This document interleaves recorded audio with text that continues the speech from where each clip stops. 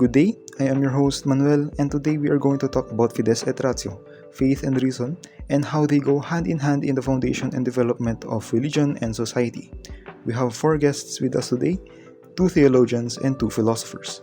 Experts in their own fields, we yearn to learn more from them on the different concepts of life. Based on the encyclical work of former Pope John Paul II entitled Fides et Ratio, we are going to have an extensive discussion on the different views on religion. And now, let me introduce our guests. First, we have our theologians, Russ and Stephen. Next, our philosophers, Polyn and Pat. To start with our discussion, let's begin with a short question for the theologians. What makes faith or religion so important? Thank you, man. So, in short, faith is our form of expression in search of truth. In faith, people show their sincerity and devotion to a belief they know deep down to be true. In this sincerity, people find a path to follow, and that gives meaning to their lives. So, our role as theologians is to communicate the essence of faith and religion to different cultures in a way that they can understand and integrate. In our studies, we also try to dissect through different theological documents, scriptures, and doctrines that need further interpretation for the masses. We also aim to understand God's revelation, specifically how He reveals Himself unto us. I very much agree with Russ. To add, religion gives people's life meaning and purpose. It offers them a sense of belonging and serves as a significant source of social support. Religious people have a valuable source of social support, such as when attending religious services. And also, religion can help people overcome traumatic situations because it is helpful to examine and reflect on life through the lens of religion. That was quite an in-depth explanation on why people relate themselves with a certain religion. Identifying the self with a specific religion does not mean it is the only true religion out there. Instead, we are encouraged to share with others what our faith teaches us and to listen to others about what their faith teaches them. Moving on to our question for the philosophers, what makes reason or philosophy so important? Philosophy can be described as a way of life based upon reason, and in the other direction, reason has been one of the major subjects of philosophical discussion since ancient time. So reason is the means by which human beings achieve understanding by integrating perception received through the senses with concept and associating them with knowledge already acquired. It is also the process of evaluating and manipulating ideas and facts. So the fundamental attribute of reason is clarity, and the use of identifiable ideas, memories, emotion, and sensory input. Since reason is a means of achieving understanding, its method is significant. Reason is organized, systematic, and purposeful way of thinking. It also makes use of vehicles such as logic, deduction, and induction to make sense of perception and knowledge. I agree with Polyn here. She gave an in-depth introduction on what philosophy is all about and what is the importance of reason.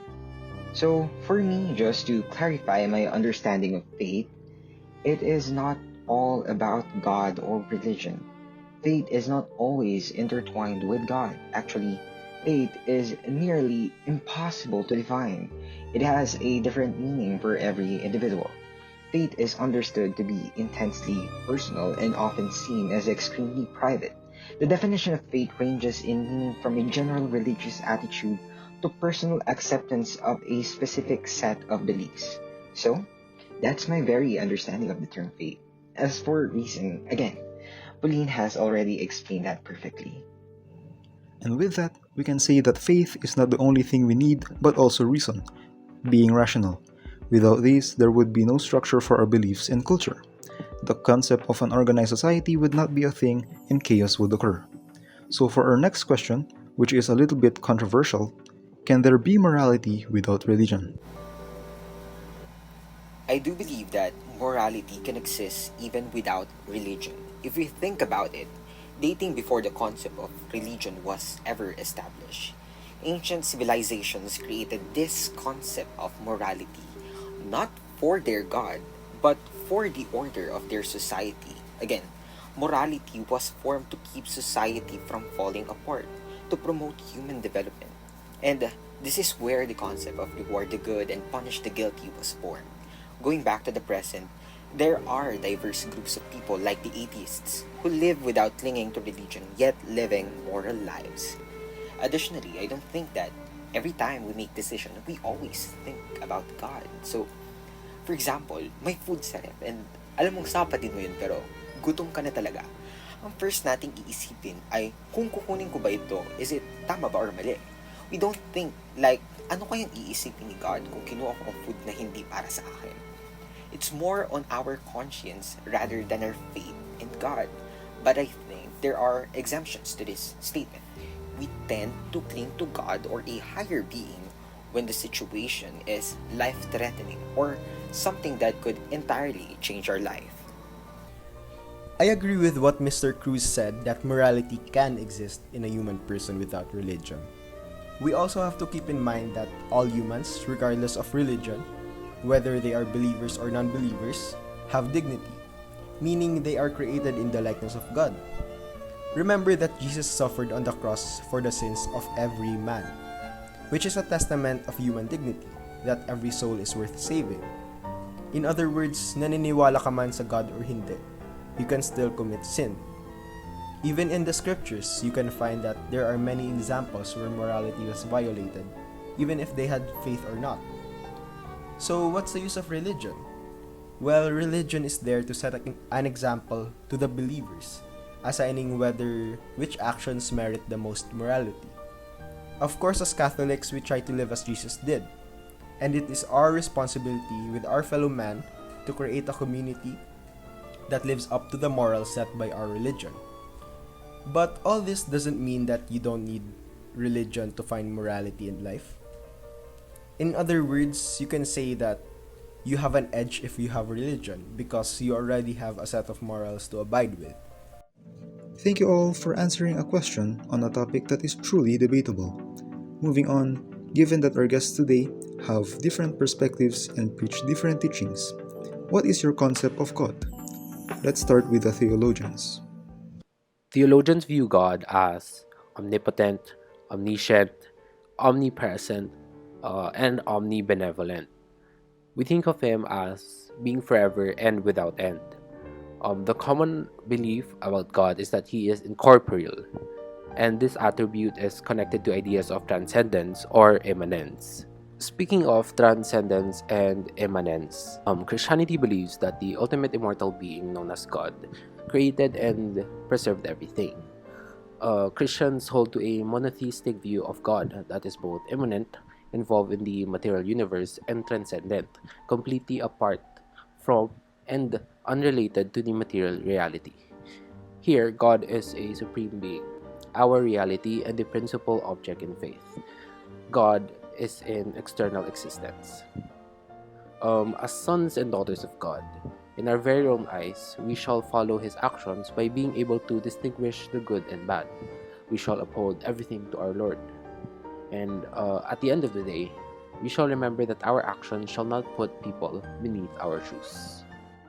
Now that we have heard about what the concept of God is in the view of theologians, let us ask the philosophers on their image of God.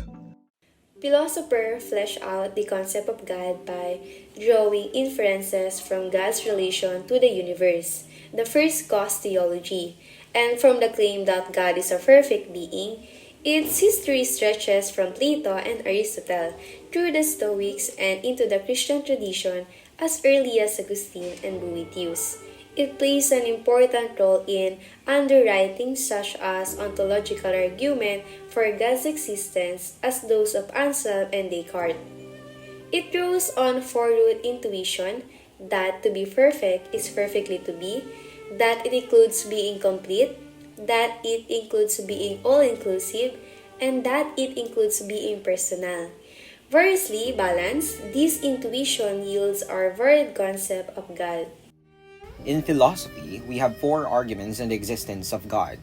We have the cosmological, the ontological, the teleological, and the pragmatic argument. I'd like to discuss one of them, which is the pragmatic argument. So, what are our thoughts about God? So, for the pragmatic argument, this was stated by Blaise Pascal. According to him, we can opt to choose whether or not to believe in the existence of God as a wager. So we are gambling here, as in odds. If we wager properly, then we stand to gain. If we wager improperly or lose the bet, then we stand to suffer a loss.